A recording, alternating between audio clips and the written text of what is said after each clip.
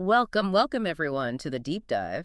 Glad to be here. Today we're tackling a huge topic, really complex, but honestly, always fascinating. Crime and justice. Absolutely. We've got a stack of sources really covering the whole spectrum. Yeah, everything from like the basic question of what even is a crime, right through to how justice systems work, say, in Bangladesh, and how crime itself is, changing globally. And our goal today really is to boil all that down, give you the key takeaways, a shortcut to feeling, genuinely clued in on crime, society's response, and some pretty surprising stuff along the way. Definitely. So let's jump right in with that fundamental question. What is a crime? Is it just like breaking a law, or is there more to it? Well, it's a great starting point because we often use terms like crime, deviance, sin, immorality, almost interchangeably, right? Yeah, totally. But they're actually distinct. A crime, in the strict sense, is an act, or even failing to act, that's specifically prohibited by state law. And crucially, it's punishable by that law. Okay, so the law is key, like the Bangladesh Penal Code you mentioned. Exactly. Like many legal systems, it defines things very precisely. Theft, Section 378, murder, Section 302, fraud, Section 420. There are specific legal consequences tied to specific actions. Right. So if crime is tied strictly to the law, how does that separate it from, say, deviance? Behavior that's maybe weird or frowned upon, but not actually illegal, like talking really loudly on your phone in a quiet place. That's the perfect distinction. Deviance is about violating social norms or standards. It's stuff society finds unacceptable, maybe annoying, maybe offensive, but not necessarily illegal. Like using vulgar language. Yeah. Or breaking some local custom. Precisely. Yeah. So crime is actually a type of deviance, the type that crosses that line into breaking a written law. All crime is deviant, but not all deviance is crime. Okay, got it. So extending that, what about sin and immorality? Where do they fit? Are they purely like personal or religious? Largely, yes. Sin is about violating religious or moral codes. Think spiritual consequences, not legal ones. Yeah. Lying or envy might be sins in Islam, for example, but they aren't crimes in Bangladesh per se. And immorality. Immorality is acting against what society generally considers morally right or wrong. Again, this might overlap with law, but often doesn't. An extramarital affair might be seen as immoral in many places, including Bangladesh, but is generally not illegal there.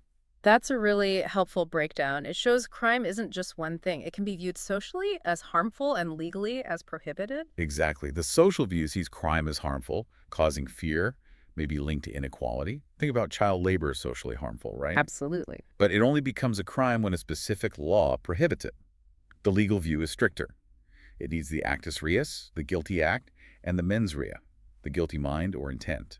Both have to be there. So, regardless of the viewpoint, what are the common threads? What makes something a crime? Well, you're looking at characteristics like harmfulness, obviously. Yeah. Legal prohibition is essential. Usually some element of intent or negligence. It has to be punishable by the state. Mm. And it tends to have a wider social impact. And that social impact really makes crime a major social problem, doesn't it? It's not just isolated acts. No, not at all. It's deeply tied to other issues. Poverty, lack of education, social breakdown, even, the misuse of technology. These can all be causes. And the effects are massive. Huge. Insecurity, economic losses, social instability, mental health issues. We see it in places like Dhaka slums in Bangladesh, where poverty correlates with higher crime rates, or rising juvenile crime linked to family issues. And of course, cybercrime is a growing problem everywhere. Which brings us to the why. Why do people commit crimes? Let's get into the criminal mind. I know one of the earliest theories came from Cesar Lombroso back in 1876. That's right, Lombroso. He had this idea of the born criminal. The what? The born criminal. He thought some people were basically predisposed to crime from birth, and you could tell by their physical features. Things like large ears, an asymmetrical jaw, funny head shape. He thought these were atavistic traits, throwbacks to earlier human types. Wow. That sounds, well, pretty simplistic now and kind of dangerous, right? Like judging a book by its cover, literally. Exactly. And that's why it's been largely discredited. It was oversimplified, based on often exaggerated observations, lacked real scientific rigor. And potentially really biased, I imagine. Hugely. prone to racist and stereotypical interpretations. Modern criminology recognizes it's way more complicated, a mix of social, economic, psychological factors, not just how someone looks. Okay, so we've moved past jawlines, but what about biology today? Are there more nuanced biological links being explored? Oh, definitely. Modern research looks at things like specific genes. The MAOA gene, sometimes called the warrior gene, gets mentioned, though it's controversial. Uh, Also, brain structure and function, especially the prefrontal cortex, which relates to self-control and decision-making. And neurotransmitter imbalances like dopamine and serotonin levels, which can affect aggression and impulse control. but it's not like you have this gene, therefore you're a criminal. Absolutely not. That's crucial. It's never deterministic. It's about potential predispositions interacting with psychological and social factors. The buzzword is biopsychosocial. Biology might play a part, but it's just one part of a much bigger puzzle. Right, the whole picture. So what about the psychological side? Personality. I remember Freud had his theories. Id, ego, superego. Yes, Freud's model is interesting here. The id is like our primal desires, wanting immediate gratification, totally unconscious. The ego is the rational part, trying to balance the id's demands with reality and social rules. And the superego is our conscience, our internalized sense of morality and societal rules. So if those are out of whack. Exactly. An overactive id or maybe a weak superego, someone lacking that internal moral compass or brake, could theoretically contribute to acting on harmful impulses without sufficient restraint. That makes sense. It connects to things like lack of empathy, maybe, Mhm. which you often hear associated with certain criminals. Absolutely. That's a common theme in studying criminal psychology, an inability to understand or feel what others are suffering. Emotional detachment, sometimes extreme self-centeredness, impulsivity, problems managing anger. These traits can be part of the psychological makeup. Speaking of psychological puzzles, let's maybe dive into something specific, something that really captures public fascination and fear. Serial killing. Ah, yes, a deeply disturbing topic. What actually defines a serial killer? It's not just multiple murders, is it? No, there's a specific pattern. Generally, it's defined as 3 or more victims killed separately, with a significant time gap between murders, often called a cooling-off period, maybe a month or more. And crucially, there's usually a psychological motive like gratification, not just, say, financial gain in multiple robberies. They often follow a particular pattern or target specific types of victims. It feels like such a modern horror, but your sources mention historical roots, even myths. It's true. The idea of monstrous repetitive killers isn't new. Think ancient myths, vampires, werewolves. They might reflect early attempts to explain inexplicable, terrifying violence. Wow. Any real historical examples? Oh, yes. In the Roman Empire, there was Locusta, a notorious poisoner linked to Emperor Nero, supposedly involved in over 170 deaths. And in India, the Thagi cult, active for centuries, ritually murdered travelers. Estimates run into the hundreds of thousands, maybe even a million over time.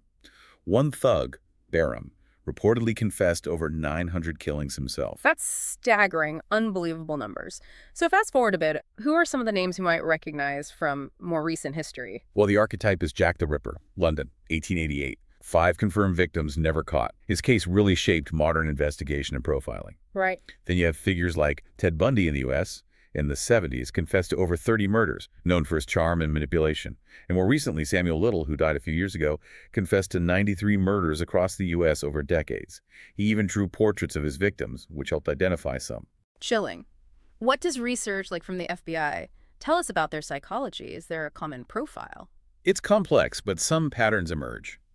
Many show traits of severe personality disorders, like psychopathy or sociopathy, characterized by that profound lack of empathy, lack of remorse, manipulativeness, sometimes deriving pleasure from control or suffering. And childhood trauma often comes up. Yes, frequently. Severe abuse, neglect, or instability in childhood is a recurring theme in many backgrounds, like Henry Lee Lucas, for instance. Doesn't cause it, but it's a common factor. Do they have specific patterns or fetishes? Often, yes. Targeting specific types of victims, specific methods of killing, or rituals. Some collect trophies, personal items, sometimes body parts, like Bundy reportedly did with skulls. It ties into their psychological needs or fantasies. And the idea that some are highly intelligent, able to blend in. That's often true. Many are intelligent, meticulous planners, which helps them evade capture. They could be masters of deception, wearing what's called a mask of sanity, appearing perfectly normal, even charming, while hiding, monstrous depths. It's terrifying. Power and control seem central too. Very much so. For many, the act of killing is linked to fantasies of power, domination, and sometimes sexual gratification, however twisted. It's a dark, complex intersection of psychology, trauma, and opportunity. Truly is. Okay, so shifting gears. After a crime occurs, society has to respond. The justice system steps in. Let's look at Bangladesh as an example. What's the role of the police there? The Bangladesh police operate under the Home Ministry. Their core functions are pretty standards for police forces worldwide, maintaining law and order, protecting life and property. And investigating crime. Absolutely. Crime prevention and investigation are huge. They have specialized units, like the CID Criminal Investigation Department, which handles more serious stuff like terrorism, complex murders, organized crime, and of course they handle arrests and detentions. But it's not just crime fighting, right? They do other things. Yeah, definitely. Public service roles too.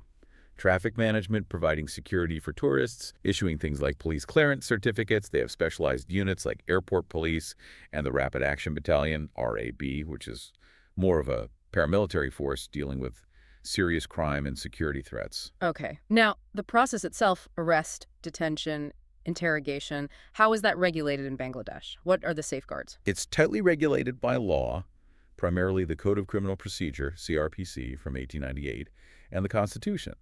Arrests usually require a warrant. Usually. Well, like in many places, there are provisions for warrantless arrest under specific circumstances, like if someone is caught red-handed or strongly suspected of a serious offense that's under Section 54 of the CRPC. But there must be checks on that power, right? Yes.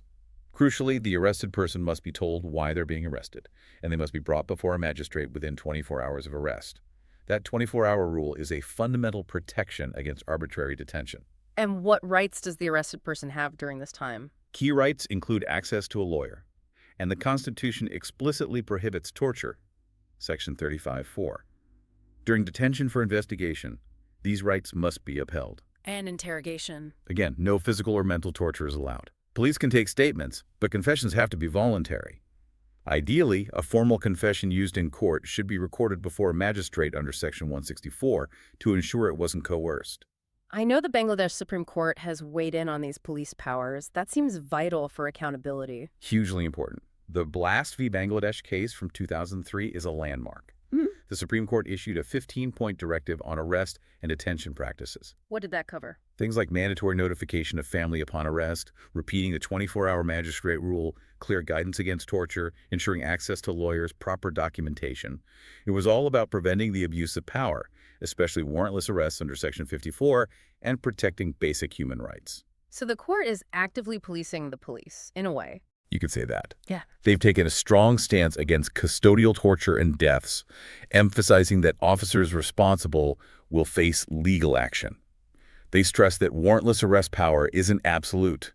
It needs reasonable grounds, proper documentation, and is subject to judicial review. And forced confessions are out inadmissible in court. That's a strong framework. So once someone goes through the system and is convicted, we get to punishment and correctional philosophy. What are the main goals of punishment? Why do we do it? Generally, there are 5 main principles, though the emphasis can vary. First, deterrence, trying to discourage the offender and others from future crime. Makes sense. Second, rehabilitation, aiming to reform the offender, maybe through therapy or education, so they can return to society as law-abiding citizens. Third, protection or incapacitation, basically removing dangerous individuals from society to keep others safe, usually through imprisonment. Fourth, retribution. This is the just deserts idea, that punishment should fit the crime, like an eye for an eye, satisfying a sense of societal justice. And fifth, restitution, trying to make the offender compensate the victim or society for the harm done. And how are these principles applied in Bangladesh? What kinds of punishments exist? The main forms include the death penalty, life imprisonment, imprisonment for a fixed term, fines, and sometimes labor-related punishments. The death penalty is always controversial, isn't it? What are the arguments typically made for and against it? Yeah, it's a global debate. Proponents argue it's the ultimate punishment for the most heinous crimes, like murder or certain types of rape, that it acts as a unique deterrent and maybe reduces the economic burden of lifetime incarceration. And the arguments against? They're strong, too. Critics question its actual deterrent effect studies are inconclusive. There's the irreversible risk of executing an innocent person, which is a terrifying prospect. Many see it as a violation of the fundamental right to life. It eliminates any possibility of rehabilitation. And alternatives like life imprisonment exist. It's a heavy ethical debate. Beyond just punishment, though, there's the correctional side rehabilitation. What methods does Bangladesh use there? Like parole? Yes, parole exists. It's a conditional release from prison before the sentence is fully served, aimed at reintegration and rehabilitation.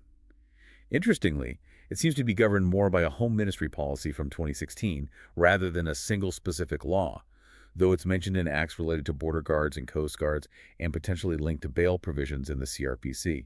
District magistrates handle granting it. And probation, how is that different? Probation is different because it's often instead of prison. An offender is released back into the community under specific conditions and supervision by a probation officer. This is based on the Probation of Offenders Ordinance from 1960, really focused on rehabilitation outside prison walls. And I read about open prisons, too. Right. Open prisons are lower security facilities. They allow inmates more freedom, often letting them work in the community or engage in social activities, again, to help prepare them for release and reduce recidivism. So you have these probation and parole officers. What do they actually do? They play crucial roles.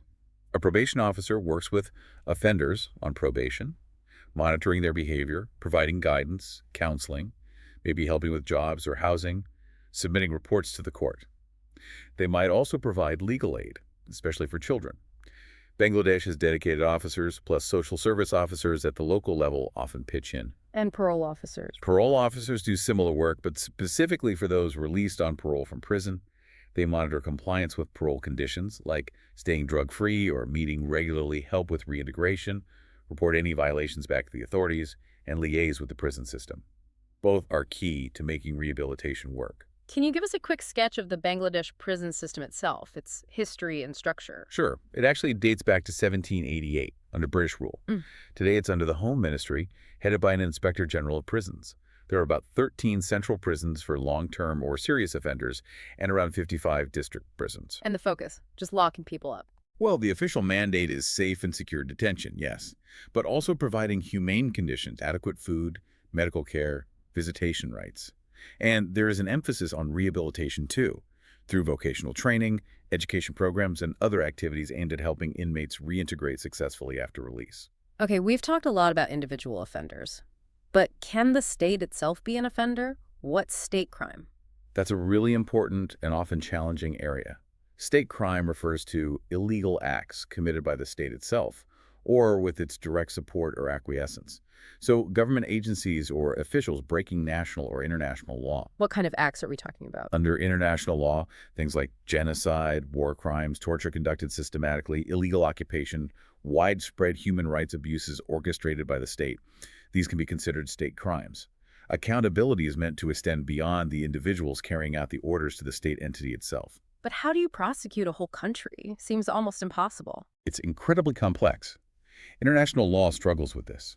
While individuals can be tried in international courts, like the ICC, directly prosecuting a state in a criminal sense is very difficult due to principles like state sovereignty. So what happens instead? Often, states face consequences like international condemnation, diplomatic pressure, economic sanctions, or civil liability claims for compensation, rather than a criminal trial in the way an individual would face. It's a constant tension between holding states accountable and respecting national sovereignty. A very tricky balance. Now, let's shift to a really specialized area, juvenile justice. Why is it treated differently from the adult system?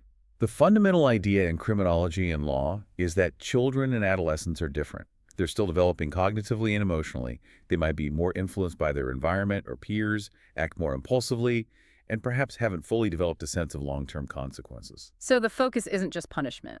Exactly. The primary goal is correction and rehabilitation, not retribution.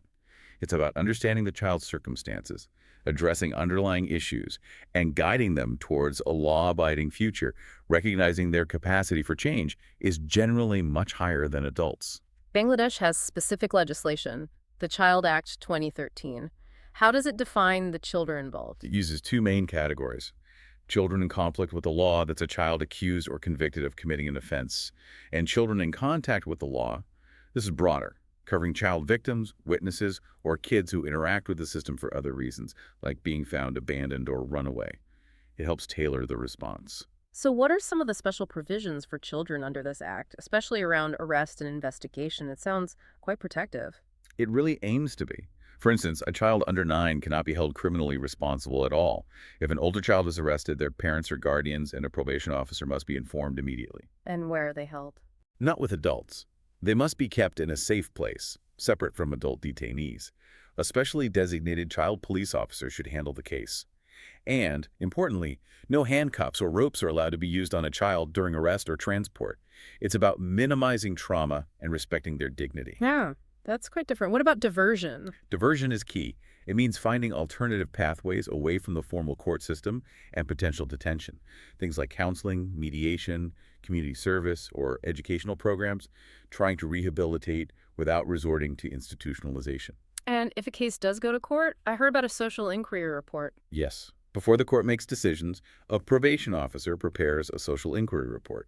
It's confidential and provides a holistic picture of the child, their family background, social situation, psychological state, finances, education. It helps the court understand the child's context and needs. And the trial itself, are there special rules there too? Definitely. Trials involving children should be concluded relatively quickly within 360 days, extendable by 60. They take place in dedicated child courts, separate from adult courts. And the atmosphere, is it less intimidating? It's meant to be. The proceedings should use simple, clear language the child can understand, and the guiding principle throughout is the child's best interest. That's paramount in all decisions. What about punishments? Is prison an option? It's really the last resort. The emphasis is heavily on rehabilitation, probation, counseling, placement, and therapeutic programs. If detention is absolutely necessary, it's in a juvenile development center, not an adult prison. The Act also mandates protecting the child's identity. Media can't publish names or pictures that could identify them. So these juvenile development centers, YDCs, what's their role? They are the main institutions for rehabilitation when a child needs to be removed from the community. They provide education, vocational training, counseling, mental health support, basically, trying to equip the child with skills and address the issues that led to the offending behavior, aiming for successful reintegration. It sounds like a much more hopeful approach. Okay, finally, let's look at how crime itself is changing, evolving. What about organized crime? What does that term mean exactly? Organized crime isn't just any crime committed by a group. It refers to criminal activities that are planned, systematic, and usually ongoing, carried out by structured groups, sometimes called syndicates or cartels. There's often a hierarchy, a chain of commands. So more like a criminal business. In a way, yes. They engage in complex, often transnational operations for profit or power. Think large-scale drug trafficking, human trafficking, money laundering, arms smuggling, cybercrime rings, even some forms of terrorism financing. Their structure and planning make them particularly hard to combat. And distinct from that, you have white-collar crime. What's the difference there? White-collar crime is quite different in nature. It typically refers to non-violent, financially motivated crimes committed by people in positions of power, trust, or high social status. Business executives, professionals, government officials. They abuse their position for personal or corporate gain. Often called gentleman's crime, right, because it's less visible. Exactly. It involves things like fraud, embezzlement, insider trading, bribery, tax evasion, money laundering through legitimate-seeming businesses. It relies on deception and manipulation rather than force. So how does it contrast with what people might call blue-collar crime? The main differences are the offender's status, the nature of the crime, and often the methods and impact. White-collar crime. High-status offenders, non-violent financial corporate setting, complex, often hard to detect. Evidence can be hidden in paperwork or digital trails. Impact can be huge financially, affecting many people or even the economy. And blue-collar. Blue-collar crime, typically associated with offenders from lower socioeconomic backgrounds, can be violent or property-based, theft, assault, robbery, burglary. More direct, often easier to detect with witnesses or physical evidence, occurs in public spaces or private homes. Impact usually more localized or personal. Can you give examples of white-collar crime we might see in South Asia, like Bangladesh? Oh, absolutely. Bribery and embezzlement involving government funds, corporate fraud, tax evasion, money laundering by businesses, loan scams and insurance fraud in the banking sector, adulteration of food or medicine in the health sector, forgery of documents in administration, even false advertising in media could fit. Sources suggest it's a growing problem in Bangladesh and tough to investigate because the offenders are often powerful and the crime's complex. And finally, the big one for the 21st century, cybercrime. Define that for us. Cybercrime is basically any criminal activity that involves computers, computer networks, or the internet. It's incredibly broad. What makes it so unique and challenging? Several things. It's location independent. The criminal can be anywhere, the victim anywhere else. It uses digital tools. Anonymity is easier to achieve online. You can commit crimes on a massive scale simultaneously. Evidence is digital and can be easily altered, deleted, or hidden, and requires technical skills both for the criminals and for law enforcement trying to catch them. What sorts of cybercrime are common in Bangladesh, according to their recent laws? Things like hacking into systems or accounts, spreading false information or defamation online propaganda, phishing scams to steal personal data, online harassment and threats, stealing data, financial fraud, extortion using ransomware, distributing pornography, especially non-consensual, spam, and spreading viruses. Reports suggest young adults, 18 to 30, and women are frequent targets, with social media hacking and pornography being particularly prevalent issues. And because it's global, no single country can really tackle it alone, can they? What's this idea of cooperative sovereignty? Exactly. A single nation's laws and police have limited reach when the criminal is potentially on the other side of the world, routing through servers in 5 other countries. It highlights the need for international cooperation, sharing intelligence, providing mutual legal assistance for investigations, conducting joint operations, harmonizing laws to some extent. Cooperative sovereignty basically means that while each nation retains its authority, sovereignty, they must actively work together, pooling resources and coordinating efforts to effectively combat threats that don't respect borders. It's the only way to build a reasonably secure global digital environment. Wow. Okay.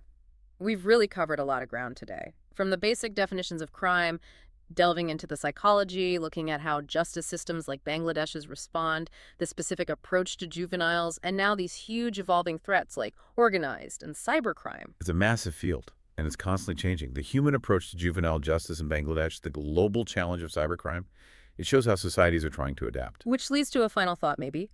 As technology races ahead, as societies keep evolving, will our very definition of crime keep changing too? That seems almost certain, doesn't it? And maybe more importantly, can our justice systems actually keep pace? Especially when criminals are often the first to exploit new technologies, the very things meant to connect us. What does that really mean for our safety, for the future of justice itself? That's the multi-billion-dollar question, isn't it? Yeah. Something for all of us to think about.